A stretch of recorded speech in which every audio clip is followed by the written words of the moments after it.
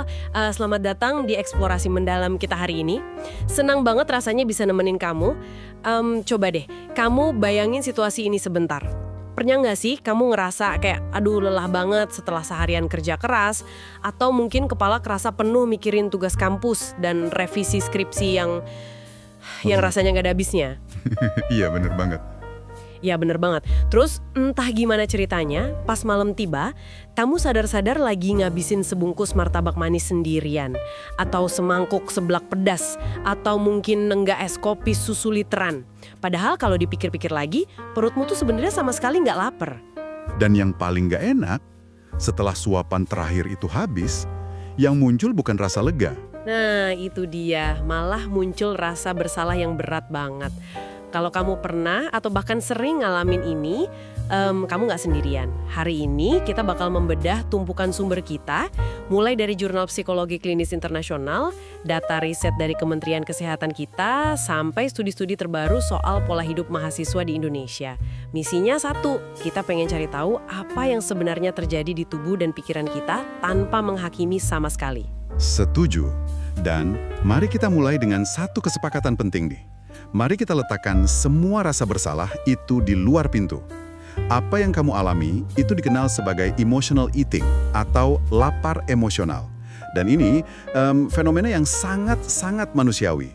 Berdasarkan meta-analisis sistematis terhadap lebih dari 21.000 partisipan di seluruh dunia, hampir 45% populasi dengan berat badan berlebih itu pernah ngalamin emotional eating. Wah, 45% ya? Berarti hampir separuhnya. Betul. Jadi ketika kamu meraih makanan manis pas lagi stres, itu sama sekali bukan tanda kalau kamu lemah.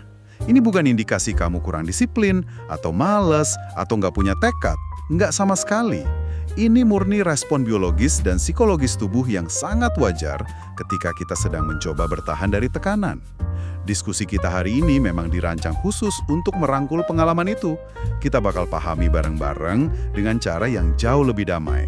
Oke, mari kita bedah perlahan. Soalnya seringkali kita sendiri tuh bingung bedainnya. Ini perut kita yang memang butuh nutrisi atau pikiran kita yang lagi capek dan minta ditenangkan. Di atas kertas sih kedengarnya gampang ya, bedain lapar fisik dan emosi. Tapi kenapa pas lagi stres berat, otak kita tuh kayak bener-bener meyakinkan kita kalau perut kita kelaparan? Pertanyaan yang sangat valid, karena rasanya memang senyata itu. Cara paling gampang untuk membedakannya adalah dengan mengamati ritme dan sensasinya. Lapar fisik, yang emang sinyal alami tubuh butuh bahan bakar, itu datangnya perlahan, bertahap. Sensasinya juga jelas ada di perut. Kayak bunyi keroncongan gitu ya? Iya, perut keroncongan, kerasa kosong, dan biasanya energi kita mulai turun pelan-pelan. Kalau kita lagi lapar fisik, kita bakal terbuka sama hampir semua jenis makanan. Dikasih sayur bayam, tempe rebus, atau buah pun bakal kerasa nikmat karena tubuh emang butuh nutrisi. Dan pas udah kenyang, kita bakal otomatis berhenti ngunyah tanpa ada rasa nyesel. Kepuasannya juga awet. Beda banget ya sama dorongan impulsif yang tiba-tiba ngebajak pikiran kita pas lagi panik dikejar deadline. Rasanya tuh kayak ada keadaan darurat yang harus detik itu juga diselesaikan. Tepat. Sifatnya memang agresif dan kayak interupsi. Lapar emosional itu datangnya tiba-tiba dan sangat mendesak. Menariknya, sinyal awalnya seringkali bukan dari perut, tapi kerasa di pusat emosi. Mungkin dada tiba-tiba kerasa sesak, napas jadi pendek, gelisah, cemas, atau capek mental yang numpuk. Dan makanannya juga nggak bisa sembarangan kan? Betul sekali. Kita nggak bakal nyari apel. Kita ngidam makanan yang sangat spesifik, yang sering kita sebut comfort food. Biasanya rasanya ekstrim. Entah itu sangat manis, sangat gurih, asin, atau tinggi lemak. Dan ironi terbesarnya nih, kita bakal terus pengen makan walaupun lambung kita secara fisik udah penuh. Ujung-ujungnya perut jadi nggak nyaman dan ditutup sama rasa malu. Kebayang banget sih skenarionya, perut udah kenyang tapi mulut rasanya masih pengen ngunyah sambil natap layar laptop. Terus ada nggak sih cara cepat buat ngetes pas dorongan itu datang tiba-tiba? Semacam alat deteksi dini gitu. Kan sebuah apel segar saat ini? Oh, menarik. Kalau jawabannya enggak? Kalau jawaban internalmu adalah enggak, saya maunya coklat atau keripik kentang rasa sapi panggang. Nah, kemungkinan besar yang lagi lapar bukan perutmu, tapi hatimu. Pikiranmu yang lagi nyari medium buat dapat kenyamanan instan. Nah, disinilah bagian yang sangat menarik. Kenapa harus coklat, keripik, atau gorengan? Kenapa pas kita lagi pusing debat sama rekan kerja, otak kita nggak nyuruh kita nyari brokoli rebus gitu? Kenapa comfort food ini daya tariknya sekuat itu? Jawabannya ngebawa kita ke reaksi kimia di otak yang cukup kompleks. Tapi sebenarnya niat awalnya baik loh. Niatnya untuk menyelamatkan kita. Otak kita itu punya sistem alarm khusus buat mendeteksi ancaman. Saat otak mendeteksi stres, entah dari kerjaan numpuk atau kurang tidur, alarm ini nyala. Dia lalu ngelepasin hormon stres bernama kortisol. Kortisol ini yang bikin kacau ya? Bisa dibilang begitu. Kortisol ini ibarat komandan militer yang teriak ke seluruh tubuh, bilang kalau kita lagi dalam bahaya dan butuh pasukan energi cepat untuk bertahan hidup. Makanya kortisol secara spesifik ngebajak nafsu makan kita ke arah makanan tinggi kalori, gula, dan lemak. Karena makanan ini yang paling cepat diubah jadi energi. Riset klinis dari Harvard secara gamblang nunjukin kalau orang yang cenderung emotional eating punya lonjakan kortisol yang jauh lebih tinggi pas dihadapin sama tugas yang bikin frustrasi. Pantesan aja dorongannya kerasa mustahil dilawan ya.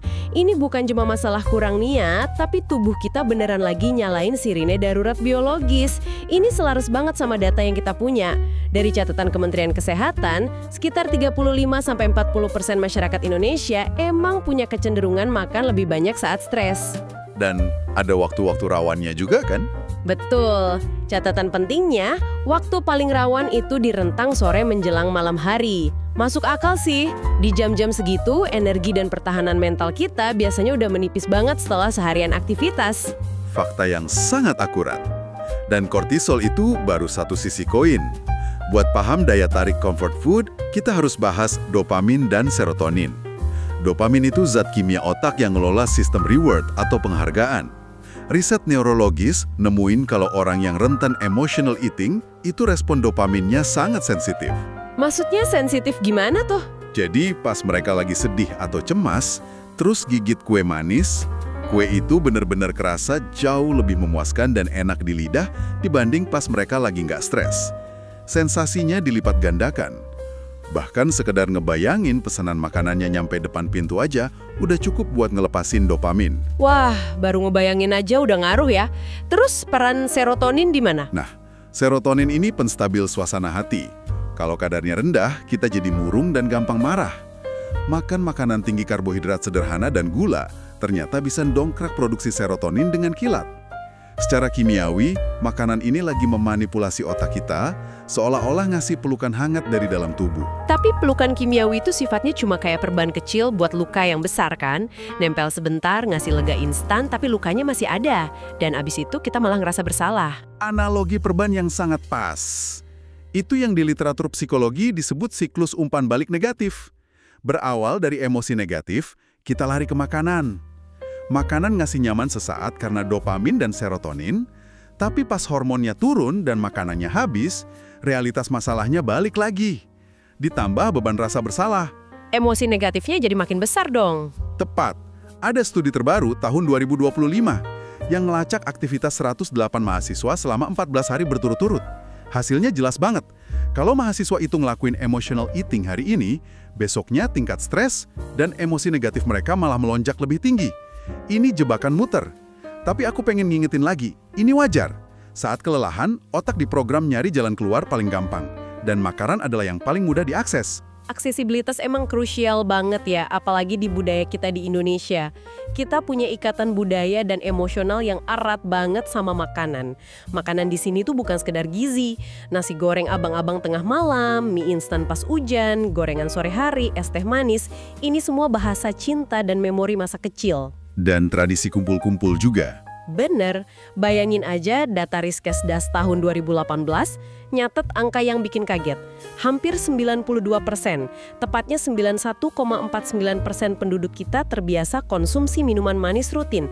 Kayak ada keyakinan kolektif di bawah sadar kalau setiap kepenatan hidup bisa diringanin sama secangkir minuman manis. Budaya kita memang nempatin makanan di pusat interaksi sosial. Dan saat budaya ini ketemu sama tekanan hidup modern, efeknya kerasa banget di generasi muda. Ada riset lokal di remaja SMA di Bogor, nemuin kalau 54,6% siswanya tergolong emotional eater. Dan ini korelasinya kuat banget sama tingkat stres akademik mereka. Di tingkat mahasiswa juga lumayan tinggi kan datanya? Iya, riset di UI motret lebih dari 20% mahasiswi tingkat akhir punya kecenderungan emotional eating tinggi selama masa pandemi yang nggak pasti. Kombinasi ekspektasi sosial, capek fisik, plus gampangnya pesan makanan lewat aplikasi smartphone bikin kita seolah dikepung dari segala arah.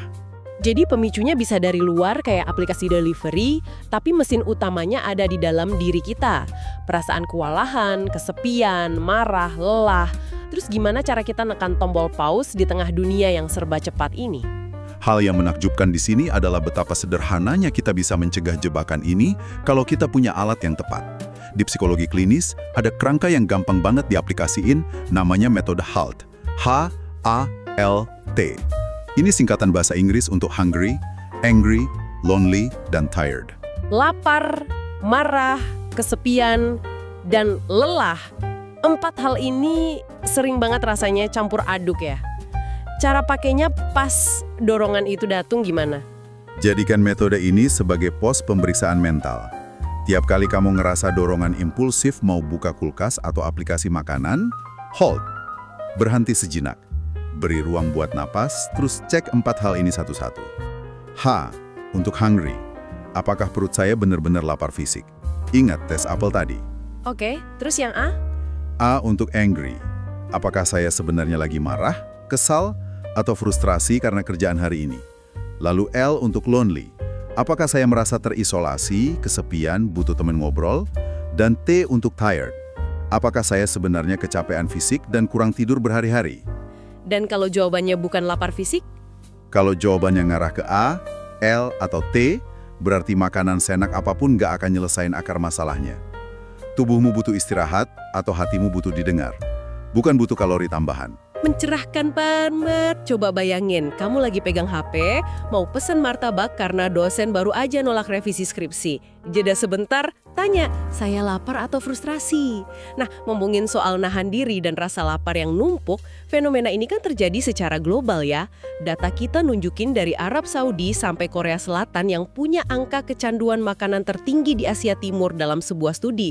Tapi yang paling relevan buat kita, itu momen puasa, khususnya Ramadan. Jika kita hubungkan ini dengan gambaran besarnya, Ramadan itu momen spiritual yang maknanya dalam. Tapi secara biologis, bisa jadi tantangan soal emotional eating. Seharian kita nahan lapar, haus, dan gejolak emosi. Begitu azan maghrib, akumulasi dari itu semua sering memicu yang namanya makan balas dendam. Merasa berhak makan apa aja karena udah lulus ujian seharian ya? Betul. Ada riset kualitatif dari Inggris yang wawancarain orang dewasa yang berpuasa. Mereka cerita soal besarnya tekanan sosial pas bukber.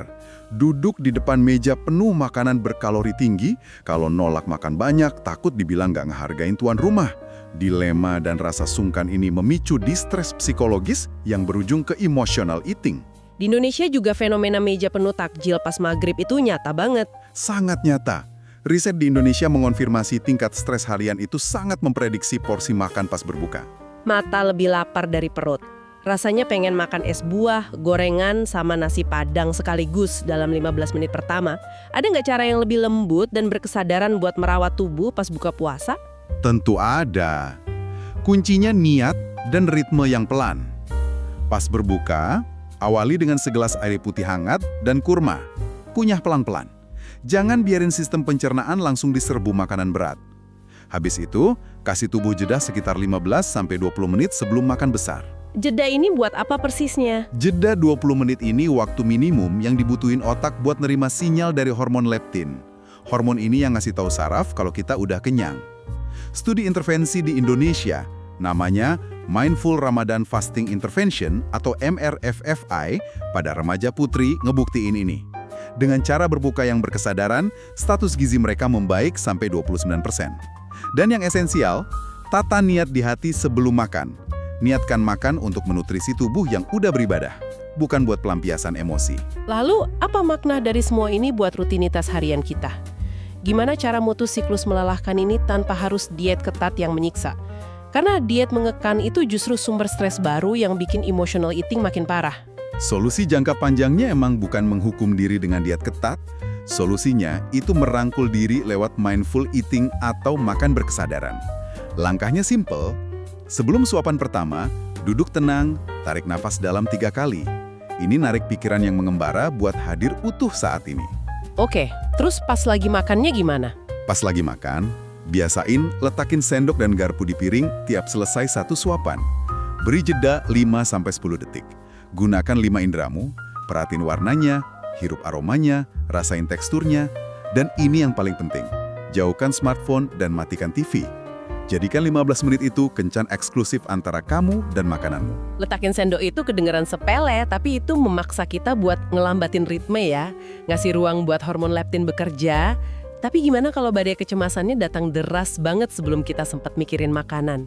Ada semacam kotak P3K gitu buat ngeredain? Ada alat pertolongan pertama yang teruji klinis dan gratis. Namanya teknik pernapasan 478. Diadaptasi dari praktek kuno dan diakui psikologi modern. Kita simulasi sebentar ya. Boleh, gimana caranya? Duduk nyandar dengan santai. Tarik napas pelan dari hidung selama hitungan 4 detik. Terus tahan napas di dada selama 7 detik. Terakhir, hembuskan pelan-pelan lewat mulut selama 8 detik. Ulangi siklus ini 3-4 kali. Sesimpel itu, efeknya kerasa. Kerasa banget. Studi baru tahun 2025 ke 110 mahasiswa di Indonesia ngebuktiin kalau praktik napas 478 ini cuma 2 menit aja udah mampu nurunin skor kecemasan secara signifikan. Ini teknik penenang sistem saraf yang sangat aplikatif pas dorongan ngemil malam nyerang. Tarik 4, tahan 7, embus 8. 2 menit yang bisa nyelamatin kita dari penyesalan. Selain napas, sumber kita juga nyorotin pendekatan terapi perilaku kognitif atau CBT. Salah satunya disuruh bikin jurnal. Gimana caranya bikin jurnal ini membumi dan gak ngebosenin? Nggak perlu nyatet porsi kalori kok. Jurnal CBT ini namanya Food and Mood Diary. Tujuannya buat jadi detektif emosimu sendiri. Cukup catat polanya. Misalnya, jam berapa dorongan ini datang, seberapa lapar perutku di skala 1-10, dan apa emosi di dadaku 15 menit sebelum dorongan muncul. Nanti bakal kelihatan benang merahnya. Oh, lebih ke mengenali emosinya ya? Benar. Inti CBT lainnya adalah menantang pikiran negatif otomatis. Misalnya, pikiran bilang, hari ini skripsi dicoret dosen, bos marah, aku pantes makan pizza seloyang malam ini. Lewat CBT, kita ubah narasinya. Diubah jadi gimana tuh narasinya? Kita bilang ke diri sendiri, hari ini emang berat, tapi makan pizza nggak ngerubah coretan dosen atau mood bos. Yang ada besok perut sakit. Tubuhku butuh istirahat. Mungkin aku butuh tidur lebih awal atau nelpon sahabat buat cerita. Kita ganti pelampiasan ngerusak dengan tindakan coping yang benar-benar nyembuhin. Mengganti pelampiasan dengan perawatan diri. Ngomongin merawat batin, ini bawa kita ke fondasi paling esensial, self-compassion atau berbelas kasih pada diri sendiri. Ini pilar paling krusial dari eksplorasi kita hari ini. Dr. Christine Neff, peneliti pelopor di bidang ini, ngebuktiin kalau sikap pulas asih pada diri sendiri bisa nurunin frekuensi emotional eating secara signifikan. Pas kita terpleset makan keripik sebungkus, refleks kita kan biasanya memaki diri sendiri. Mengkritik keras itu justru nambah stres dan kortisol baru. Malah memperburuk siklusnya ya? Tepat. Jadi mulai sekarang, hentikan memaki diri. Alih-alih menghakimi, akuilah rasa kecewa itu dengan damai. Bilang ke dirimu di cermin, saya lagi di bawah tekanan hebat. Dan terpleset sesekali itu wajar. Banyak yang berjuang dengan tantangan yang sama. Beri dirimu pelukan emosional. Kelembutan ini bakal bikin sistem saraf tenang dan kamu nggak perlu lagi sembunyi di balik makanan. Pesan yang menghangatkan hati banget. Sangat wajar kalau kamu ngerasa lelah dan nyari hiburan dari makanan, kamu nggak sendirian. Dan kalau siklus ini udah kerasa terlalu ngebebani, mengganggu kesehatan atau bikin sedih mendalam, nyari bantuan profesional itu langkah yang sangat berani. Sangat bijaksana juga. Nggak ada salahnya ke psikolog klinis atau dietisien. Betul. Di Indonesia, kamu bisa jangkau layanan dukungan yang ramah anak muda kayak Into the Light Indonesia. Atau pakai fasilitas negara di hotline kesehatan jiwa Kemenkes di nomor 119 ekstensi 8. Bantuan yang penuh empati selalu sedia kalau kamu mau raih. Menjangkau bantuan itu, bentuk tertinggi dari self-compassion. Itu bukti nyata, kamu peduli sama keselamatan dan kebahagiaanmu sendiri. Eksplorasi yang bawa kedamaian. Ya, sebagai penutup, rasanya kunci utamanya mengerucut ke satu hal. Kesadaran diri. Kemampuan buat hening sejenak dan dengerin tubuh.